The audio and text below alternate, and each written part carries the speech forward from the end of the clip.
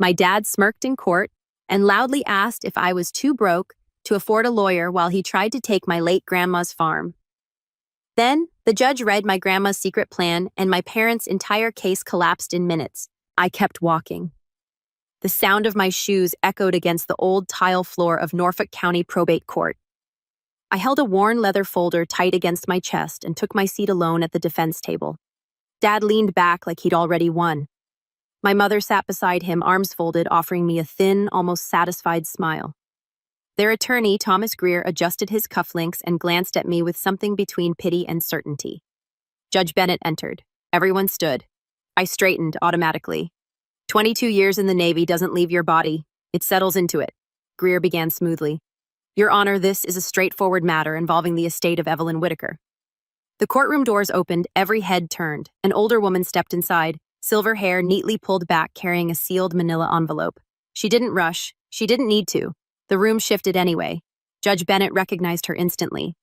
Miss Holloway. Greer stopped mid-sentence. My father frowned. Who the hell is that? Margaret Holloway walked forward and handed the envelope to the judge. Direct instructions from Evelyn Whitaker, she said calmly. To be opened only if her grandson appears without representation. The judge broke the seal, read one page, then he froze. Greer took the document next, the color drained from his face. Oh my God, he whispered. And that was the moment my family realized my grandmother had been planning this for years. 3 weeks earlier, I stood alone in a small cemetery outside Wilmington, North Carolina. While cold February wind moved through rows of gray headstones, my grandmother had always hated dramatic funerals. We have money, she used to say.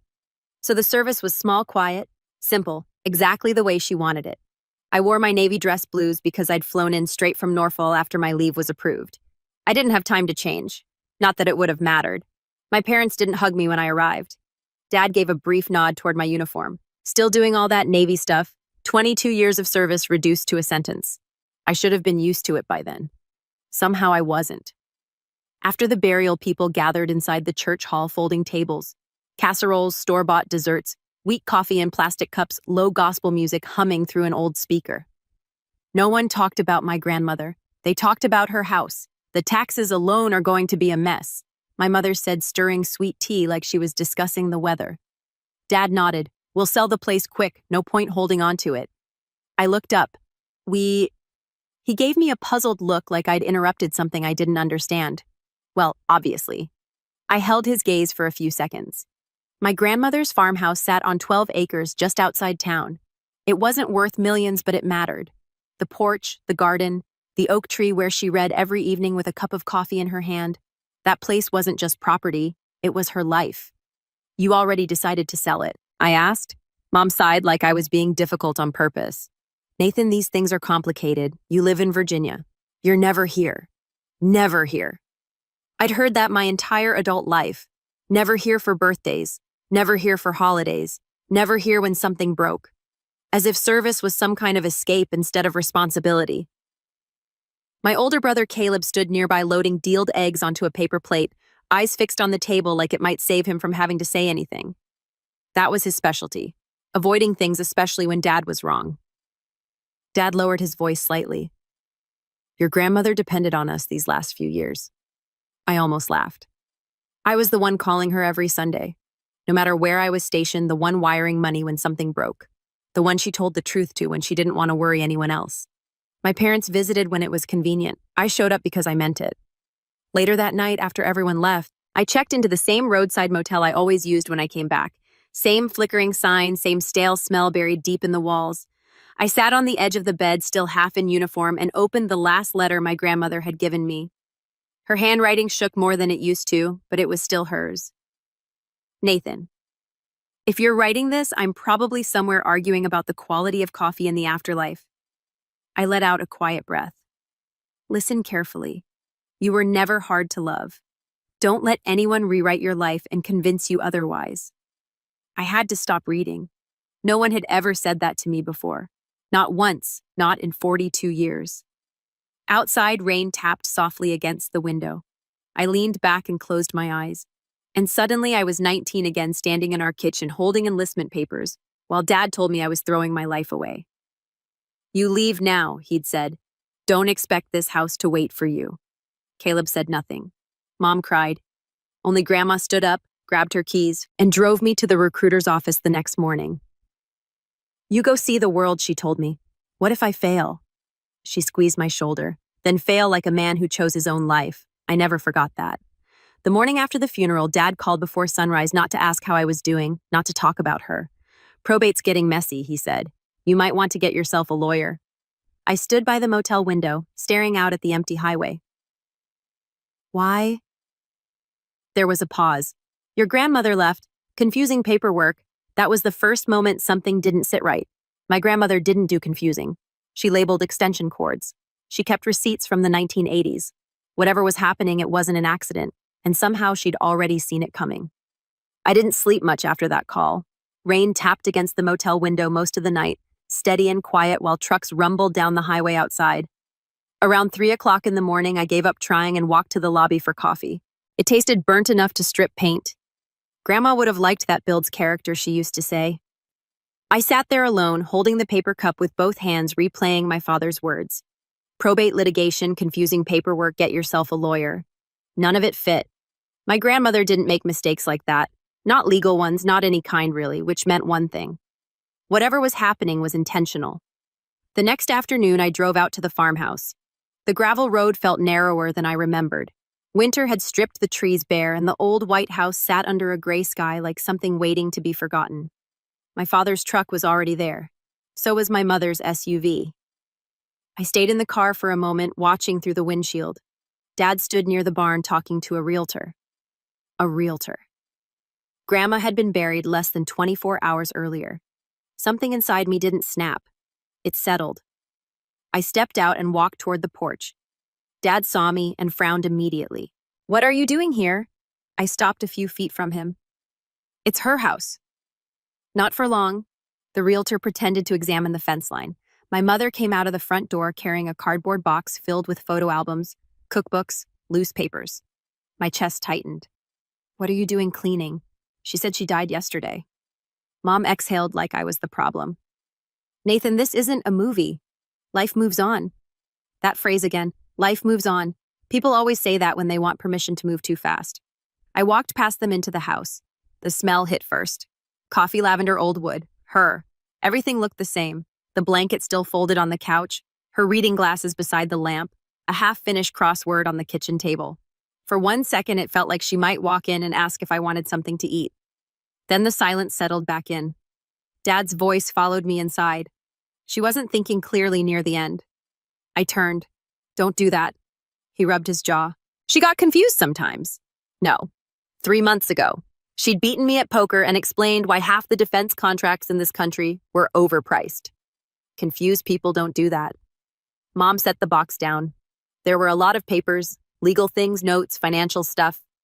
What kind of papers? Dad answered too quickly. Nothing important. That was the moment I knew. They were hiding something. I didn't argue. Not then. Not with the realtor standing 10 feet away. I waited that evening after they finally left. The house felt different. Not empty. Full of everything they didn't understand. I walked slowly through each room, letting my hand brush against familiar things.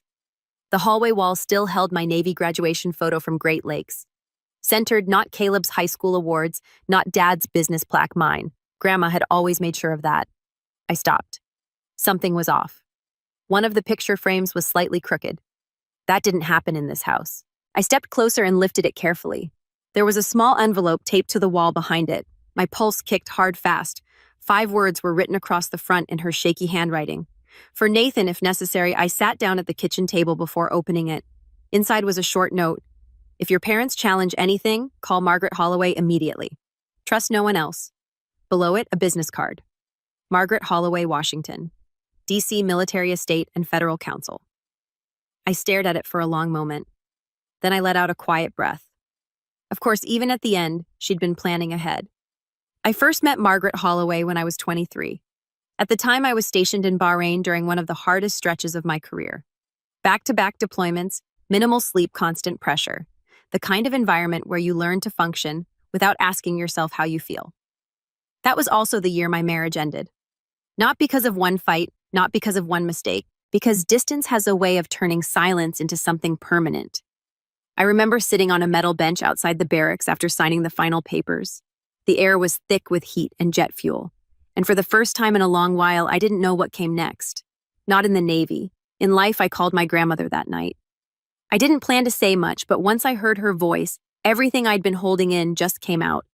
Not loud, not dramatic, just quiet, steady honesty. I don't think I know how to live a normal life, I told her. She didn't interrupt, didn't rush to fix it. After a long pause, she said, "There's nothing wrong with men who survive differently."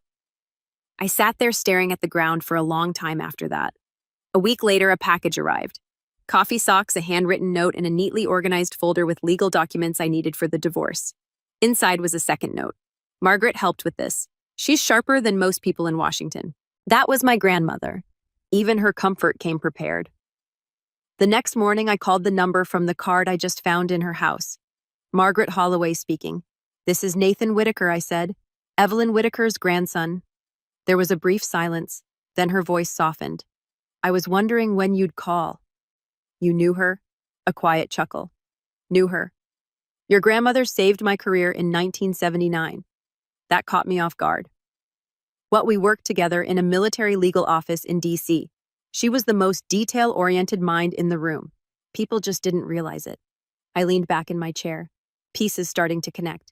"She planned this, didn't she?" Margaret didn't answer immediately. "Your grandmother understood people very well," she said finally, "especially your parents." The room felt colder all of a sudden. She was concerned, Margaret continued. She believed they might try to pressure the estate once she was gone. I closed my eyes. Even dying, she'd been protecting me. "Can you come to Norfolk next Thursday?" Margaret asked. "That's the hearing date." "I know." There was a pause, then she added, "Bring no attorney." I frowned. "Why trust me?" I looked out the farmhouse window. Dead roses bent in the winter wind for a second. I felt the old hesitation, the instinct to handle things myself. Then I thought about the envelope behind the frame, about the timing, about her.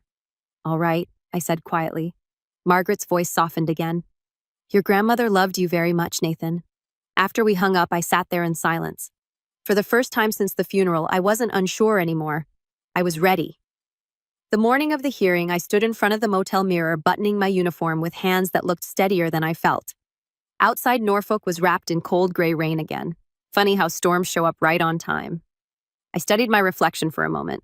42 years old, 22 years in the Navy, multiple deployments, a failed marriage, no place that had ever fully felt like home, and somehow one probate courtroom still had the power to make me feel like I was 16 again.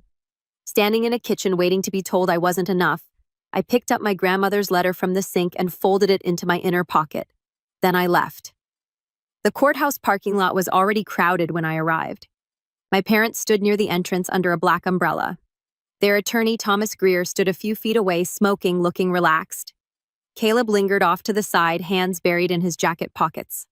Dad spotted me first. His expression tightened immediately. "You really came without counsel." "I locked my car. That seems to bother you?" "It concerns me." "No."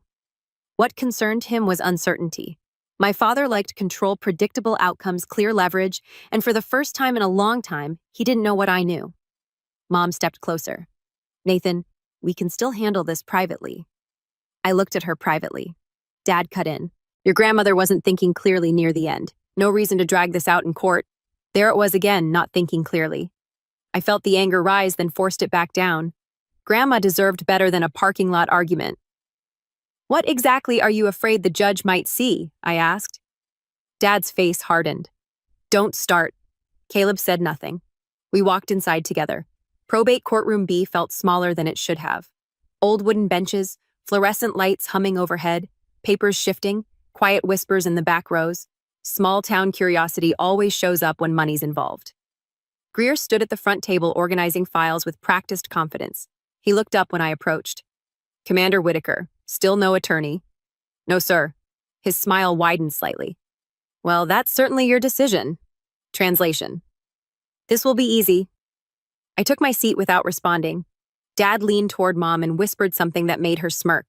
For a brief second, I remembered being 19, telling them I was enlisting. Dad laughed. Mom said I didn't understand what I was giving up. Caleb stayed quiet. Some things don't change. Judge Bennett entered at exactly 9. Everyone stood. The hearing began immediately. Greer moved first voice calm and controlled. Your Honor, this matter concerns the estate of Evelyn Whitaker, specifically a series of irregular documents discovered shortly before probate transfer. He spoke like a man who had already rehearsed the outcome. He described my parents as devoted caregivers, responsible, present, supportive. Then he described me. Commander Whitaker has been largely absent from family affairs due to extended military service. Absent, I kept my expression neutral. He continued. We believe the deed may have been subject to undue emotional influence during periods of isolation. That made me look up. Undue influence. My grandmother had been the strongest person I knew. No one influenced her. No one. Judge Bennett adjusted his glasses. Commander Whitaker, do you intend to respond? Every eye in the room shifted toward me. My parents looked almost eager. I stood slowly. I was advised to wait, Your Honor. A pause. Greer frowned. My father's expression shifted, just slightly. Wait for what the judge asked. The courtroom doors opened again. This time no one laughed. No one whispered. They just turned. Margaret Holloway stepped inside wearing a dark coat carrying a leather briefcase. She didn't rush. She didn't hesitate. The room adjusted around her. Judge Bennett stood halfway out of his chair. Miss Holloway Greer's posture changed immediately. You're representing... No, Margaret said calmly, removing her gloves. I am here on behalf of the documented directives of Evelyn Whitaker. Silence. Real silence. The kind that presses down on a room. Rain against the windows, papers shifting, someone coughing quietly in the back. Margaret opened her briefcase and removed a sealed file.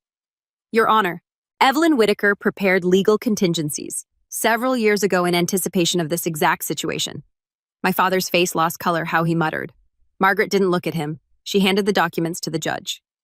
Judge Bennett read at first quickly, then slower, then very slowly. His expression changed. Greer shifted beside the table. Your Honor. The judge handed him the file. I watched it happen. The exact moment confidence disappeared. Greer scanned the pages. Property transfers, notarized statements, medical evaluations confirming full mental competency. Then the deeper layer documented records, dates, notes, patterns, repeated attempts by my parents to pressure my grandmother during her final year. Greer's hand tightened on the paper. Oh my God, he whispered. Dad leaned forward sharply. What is it? Greer didn't answer right away. He kept reading. Then he reached the final page and stopped completely. His eyes locked on the signature at the bottom like he couldn't process it. Oh my God, he said again, quieter this time. Mom's voice trembled. What does that mean? Greer turned the page toward them. At the bottom, he said slowly, is the validating legal authority behind every document in this file. My father leaned closer. Then his knees hit the chair behind him. Hard no, he said under his breath. Margaret Holloway, former Federal Military Council senior advisor to the Department of the Navy, one of the most respected estate litigators on the East Coast, not a consultant, not a helper, the architect. My grandmother hadn't just written documents. She'd built a defense system years before she died.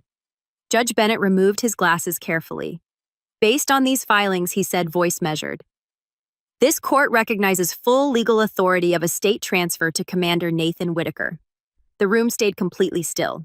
Then he added, and furthermore, this court will review evidence suggesting potential coercion attempts against the deceased. That was the moment everything broke. My mother covered her mouth, tears spilling instantly. My father turned to Greer, panic replacing every ounce of confidence he had walked in with. You said this was routine. Greer looked at him coldly. You failed to disclose critical information. For the first time in my life, my father looked at me like I was dangerous. Not disappointing, not wrong, dangerous. And somehow that hurt more than anything else in that room. The hearing ended in under 40 minutes. 40 minutes. That was all it took to unravel years of assumptions, control, and quiet manipulation. When I stepped outside, the rain had stopped. The sky was still gray. No applause, no sense of victory, just wind-cold air and a strange, hollow silence. Margaret walked beside me. You handled yourself well, she said. I barely spoke. That's often the smartest approach. We stopped near the courthouse steps. I looked at her. How long did she plan this? Margaret gave a small, knowing smile. Longer than you think. I nodded slowly. That sounded exactly right. Because this was never just about property. It was about protection, and even at the end, she had made sure I wouldn't stand alone. The drive back to the farmhouse felt longer than it should have. The rain had stopped, but the roads were still wet, reflecting dull gray skies that stretched endlessly ahead. I kept both hands on the wheel, eyes forward. Radio off, silence felt easier. At some point, my phone buzzed. Then again and again. I didn't need to check to know who it was. When I finally stopped at a red light, I glanced down 6 missed calls, 3 from Mom, 2 from Dad, 1 from Caleb. I turned the screen off and set the phone face down. Not out of anger, I just didn't have anything to say yet. The farmhouse came into view just before sunset. It looked different, not because anything had changed, but because something had ended. I parked beside the porch and sat there for a moment. Engine still running. This was supposed to feel like a win. It didn't. I stepped inside. The house greeted me with that same quiet presence. Not empty, never empty, just still. I walked into the kitchen and started making coffee without thinking. The old machine rattled and groaned like it always had. I almost smiled. Grandma used to say it built patience. I carried the mug into the living room and sat down in her recliner. That's when it hit. Not the court, not the documents, not even my parents' faces when everything collapsed.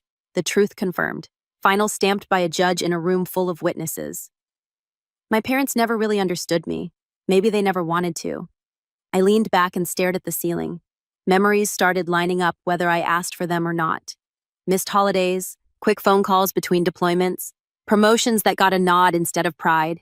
The time Dad told someone at church that Caleb was the one who stayed loyal to the family, as if leaving to build a life meant abandoning one. I exhaled slowly. There it was. Not anger, not anymore, just something heavier, acceptance. I stood and walked over to the shelf where the photos were kept. Most of them were Caleb. His wedding, his kids, his life, all the milestones my parents understood. Then there were mine. Uniform ceremonies, airfields, always in motion, always just outside whatever home was supposed to mean. I picked up one frame. My Navy graduation photo centered just like she'd kept it. I ran my thumb along the edge of the glass. "You always saw me," I said quietly. The words sounded different out loud, simpler, truer. Outside, the light faded slowly across the fields. I stepped onto the porch with my coffee and sat down where she used to sit every evening. The air was cold but not harsh, just quiet. For the first time since the hearing, I let myself feel it. Not the victory, the loss, not of the case of the idea I'd held on to for years. That one day, if I just did enough, if I just stayed steady long enough, they might finally understand. I stared out toward the darkening tree line. They weren't going to, and strangely that hurt less than it used to. Somewhere in the distance, a truck passed along the road. The sound faded quickly. Everything else stayed still. I took another sip of coffee, now lukewarm, and for the first time in a long time, I stopped trying to prove anything. It was just past 7 when headlights cut across the front yard. I didn't need to look to know who it was. Caleb's truck always sounded the same engine, a little rough, like it had something to say but never quite did. I opened the door before he reached the porch. He stopped a few steps away, hands shoved into his jacket pockets, shoulders slightly hunched against the cold. Hey, for a second. Neither of us moved. Then he glanced past me into the house. Can I come in? I stepped aside. We sat at the kitchen table, same spot we used to eat pancakes on Sunday mornings, while Grandma moved around the stove like she had all the time in the world. Now it was just us.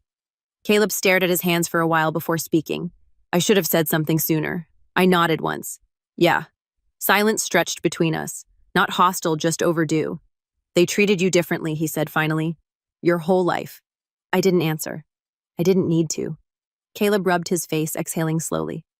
I knew it. There it was. Simple, honest, late. He hesitated. I didn't want to fight Dad. I leaned back slightly. You didn't want to lose your place. His eyes flicked up to mine, then away again. Yeah. At least he didn't deny it. That house, the business, everything. It all ran through him, Caleb said quietly. It still does. I know. Another pause. You got out, he added. You built something on your own. That's not how he sees it. Caleb let out a dry laugh. No, he sees it like you walked away. I looked down at the table. That had always been the difference. I left to build a life. He stayed to keep one. You know what's crazy, Caleb said. What Grandma always talked about you like you were the strong one. I almost smiled. She had a generous definition of strong. No, he said, shaking his head. She didn't. That landed harder than I expected because Caleb didn't say things like that. Unless he meant them. And he'd spent most of our lives not saying anything at all. I'm not asking you to fix anything, he said after a while. I know I don't get to do that. You can't. I said not by yourself. He nodded. I just didn't want you thinking I didn't see it. I met his eyes then. You saw it, I said. You just stayed quiet. He didn't argue, didn't defend himself, just sat there with it. When he finally stood to leave, he paused at the door. For what it's worth, he said, you were right to leave. I didn't answer right away. Then I gave a small nod. Yeah, I said. I know. He stepped outside into the cold, closing the door quietly behind him. I stood there for a moment after he was gone, not angry, not relieved, just aware of something I hadn't fully named before. Silence doesn't just protect people, it costs them. It was fully dark by the time the next set of headlights pulled into the driveway. Slower this time. Careful. I already knew it wasn't Caleb. I opened the door before she knocked. My mother stood there clutching her purse tightly against her chest, like she needed something solid to hold on to for a moment. She looked smaller than I remembered. Older, too. I won't stay long, she said. I stepped aside. She didn't take off her coat, just sat at the kitchen table, hands folded, eyes moving around the room like she was seeing it differently now. This place still smells like her, she said quietly. Yeah. Silence settled between us. Then she said it. She always admired you. I looked up. Grandma? Mom nodded. She talked about you all the time. Something tightened in my chest. She admired your independence. Mom continued. The way you didn't wait for permission to live your life? I leaned back slightly. That's not what you and Dad called it. No, she said softly. It wasn't. Another pause. Then she said something I never expected to hear. You became everything I didn't have the courage to be. The words sat there between us. Heavy, uncomfortable. True. I studied her for a moment, all those years. I thought she just agreed with him, followed him, backed him. I never considered that maybe she was afraid of the same thing. He was losing control of the version of life. They understood. You could have said something, I said finally. She nodded. I know you didn't. No, at least. She didn't try to dress it up. She looked down at her hands. Your father thought you were rejecting us when you left, she said. He took it personally. I didn't leave to hurt him. I know that now. That word again. Now it always shows up late. She stood after a few minutes. Didn't try to hug me. Didn't try to fix anything. At the door, she paused. He went too far, she said quietly. And I let him. I crossed my arms. Yeah. She nodded once. Then she left. The house felt different after that, quieter, but clearer. I walked back into the kitchen and picked up the envelope Margaret had given me after court, only after the hearing she'd said. I sat down and opened it carefully. 4 pages handwritten, the first line hit harder than anything that had happened all day. Nathan, if you're reading this, then I was right about what would happen. I closed my eyes for a second, then kept going. First things first, the house, the land, the money. None of it is your burden. I swallowed. It is not payment for pain, and it is not a reward for suffering. My grip tightened on the paper. I left it to you because you understand responsibility, not because you endured more than anyone else, but because you chose to. I leaned back slowly, letting that settle. Outside, the wind moved softly across the fields. Then I turned to the last page and everything shifted. Nathan, do not become hard just because others were hard with you. I exhaled slowly. Bitterness is a lonely way to grow old. I've seen too much of it already. My throat tightened. If this family breaks after I'm gone, let it break because of truth, not revenge. I stared at the words, didn't move, didn't think, just let them sit. Then the last line. You are stronger than your anger. Don't forget that. I stayed at the table long after I finished reading, long enough for the coffee beside me to go cold, long enough for the house to settle into silence again. And somewhere in that quiet, something inside me loosened. Not forgiveness, not yet, but something close. For the first time, I didn't feel the need to fight them anymore. I met Margaret 3 days later at a small waterfront restaurant in Norfolk. Gray water stretched out beyond the windows, boats rocking gently against their moorings. The kind of place my grandmother would have liked, quiet, unpretentious with strong coffee and no rush to leave. Margaret ordered black coffee and tomato soup. Your grandmother loved this place, she said, unfolding her napkin. I gave a faint nod. She had a talent for finding places that didn't try too hard. Margaret smiled. That she did. For a while we talked about ordinary things. The Navy, old stories, the way my grandmother used to correct people without raising her voice but somehow still make them feel it. Then Margaret looked at me. What will you do now? I stirred my coffee slowly. I don't know yet. She studied me for a moment. You could pursue further action? I knew what she meant. The evidence we'd uncovered, the pressure, the manipulation was enough to push things further. Civil penalties, financial consequences, public exposure, a version of me years ago. Might have wanted that to make it hurt, to make it even. I looked out at the water. I don't think I do, I said. Margaret didn't respond right away. I think she already won, I added quietly. That earned a small approving nod. Yes, she said. I believe she did. Over the next few weeks, I made decisions my family didn't expect. I sold a small piece of undeveloped land near the highway. Not much, just enough to create something that mattered. A scholarship fund. Nothing large, nothing public, just support for families with kids in the Navy, tuition help, emergency assistance, things that don't make headlines but change lives. I named it after her, the Evelyn Whitaker Family Resilience Fund. Margaret cried when I told her. My father called twice, left messages about fairness, about working things out. I didn't call back. Not out of spite, I just understood something now. Some conversations don't lead anywhere new. They just reopen things you've already closed. I kept the farmhouse, didn't rush it, didn't try to turn it into something it wasn't. I fixed what needed fixing, repaired the porch steps, repainted the kitchen, planted new roses where hers used to grow. Simple work, honest work, the kind that gives you time to think without forcing you to. Life slowed down, not all at once, but enough. Morning coffee on the porch, wind moving through the trees, silence that didn't feel empty anymore, just steady. One afternoon, while I was working in the garden, my neighbor, Mrs. Donahue, leaned over the fence. You know something, she said. What's that? Your grandmother didn't save you with money. I wiped dirt from my hands. No. She smiled gently. She saved you with love. I looked out across the yard, the porch, the oak tree, the house that had somehow outlasted everything, and for the first time I understood what she really left me. Not land, not control, not victory, permission to stop trying to earn something that should have been given freely. That turned out to be worth more than anything else. A year later, the farmhouse didn't feel like something I had inherited. It felt like something alive again. The porch had fresh paint white the way Grandma liked it. Flower boxes hung beneath the windows filled with yellow daisies and red geraniums that leaned toward the afternoon sun. Wind chimes moved gently above the steps, catching the breeze just enough to make a soft, familiar sound, the kind that settles into you. Not loud, not demanding, just present. People started arriving around noon. Nothing formal. No invitations printed or mailed, just word passed quietly. Friends from the Navy drove in from Norfolk. A couple of them hadn't seen me out of uniform in years. Neighbors brought food like they always did, casseroles. Pies, things that didn't need explaining. Margaret arrived carrying a small box of photographs. Found these in an old file, she said. Thought they belonged here. I took them from her carefully. Thank you. She studied the house for a moment, then nodded. She would have liked this. I almost said something back. Didn't trust my voice to stay steady. Caleb showed up early. He moved differently now. Not dramatic, just more aware. Like someone who had started paying attention to things he used to avoid. You need help with anything, he asked. I handed him a stack of folding chairs. Set these up near the tree. He nodded. Got it. Simple, but it mattered. By mid-afternoon, the yard was full.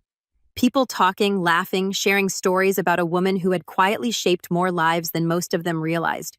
Margaret told one about Grandma correcting a Pentagon attorney in the middle of a meeting. She didn't raise her voice. Margaret said, shaking her head, just handed him his own paperwork and pointed to the error. That sounds like her, I said. Margaret smiled. He never made that mistake again. For a while, I just stood there, watched, listened. For years, I thought loneliness was permanent. Something built into the structure of my life. But standing there, hearing laughter drift across the yard, I realized something. Loneliness changes when you stop waiting for the wrong people to understand you. Then I saw the truck pulling slowly into the driveway. Conversation didn't stop, but it shifted. Subtle. My father stepped out first. He looked older, not just physically, though. That was part of it. His shoulders had dropped slightly. His hair had gone almost completely gray, but it was something else. Too, the certainty was gone. My mother stepped out beside him, quieter than I'd ever seen her. They walked up together. Hi, Nathan, she said softly. Hi, Dad looked around the property, the porch, the garden, the barn, everything my grandmother had built and everything I'd chosen not to tear down. You fixed it up, he said. Yeah. He nodded once. Looks good. They stayed near the edge of the gathering, talked politely with neighbors, listened to stories, didn't interrupt, didn't try to take control of the space. For the first time in my life, they didn't act like they owned it. As the sun started to drop, people began heading out. One by one, the yard emptied. Cars pulled away, voices faded, the lights softened. Margaret hugged me before she left. "She'd be proud of you," she said quietly. I nodded. That was enough. By the time the last car disappeared down the road, the house had settled back into silence. I was gathering empty cups near the fence when I heard footsteps behind me. I didn't turn right away. Son, I did then. Dad stood a few feet away, hands in his pockets, looking out toward the field instead of at me. For a while, neither of us spoke. Crickets filled the space. Finally, he cleared his throat. "I was hard on you." I tied off the trash bag slowly.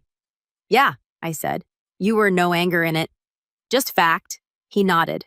"You leaving for the Navy?" He started, then stopped. "I thought you were walking away from us." I looked at him. "I was trying to build something," I said. "Not leave something." He took that in slowly. "My father," he said after a moment, "was the same way." I didn't interrupt. "Everything was about control," he continued. "Respect meant doing things his way." A dry breath left him. I guess I didn't question it, just passed it on.